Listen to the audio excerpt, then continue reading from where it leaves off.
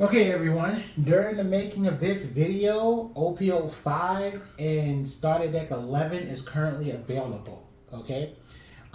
Disclaimer, just because a card is bad at the moment does not mean it will remain bad. There are future supports that help leaders become better, help decks become playable. But this video is going to explain what makes a deck bad. Alright, so what we have here is a list of leaders that is on the screen. Let's cycle through these leaders. You see all these wonderful leaders? I'm just basically going to simplify why some of them are playable and some of them are just, it is what it is, right?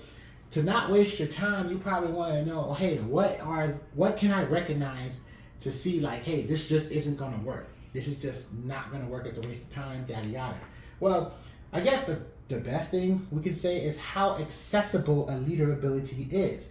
Because the truth of the matter is, if you can either never use the ability or, you know, it takes a long time to, it takes a long time to get to such ability, then it's just like you're playing with a vanilla leader. Think about that, especially if they're dual colored, because then it's like you're a 4-life leader that does nothing.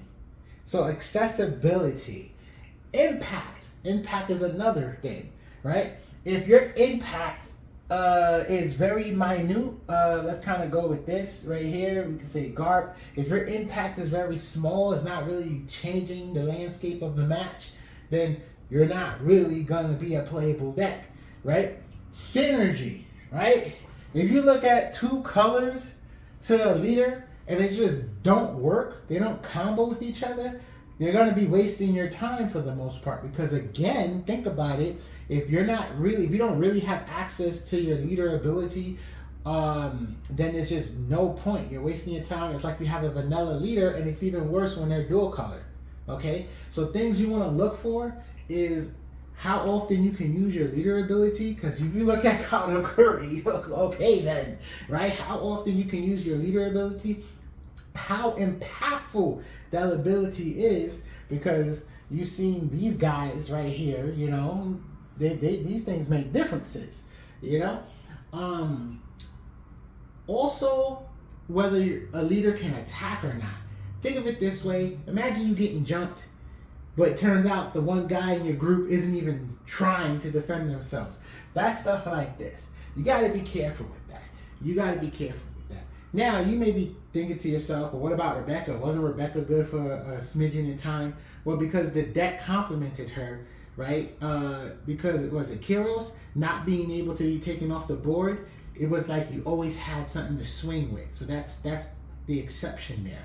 But for the most part, if your leader can't attack and can't do something exponential, or doesn't have some strong plays that are consistent, of course, then don't waste your time with leaders that can't attack. Don't waste your time with leaders where you can't even use their leader ability. Don't waste your time with leaders that even if you get to use their leader ability, it's not even helpful. It's not really doing anything to help change the game. Things you just got to understand. And also be mindful of color combinations, because it only makes it that much harder to make a deck that actually works well with your leader. Because at the end of the day, if the deck ain't working well with the leader, once again, it's like you have this vanilla leader. And man, listen, you don't want that. You don't want a vanilla leader. It don't work in this game. Unless they make a vanilla leader and that joint is like 7 life, then it'll probably work. That might actually be some sort of game changer.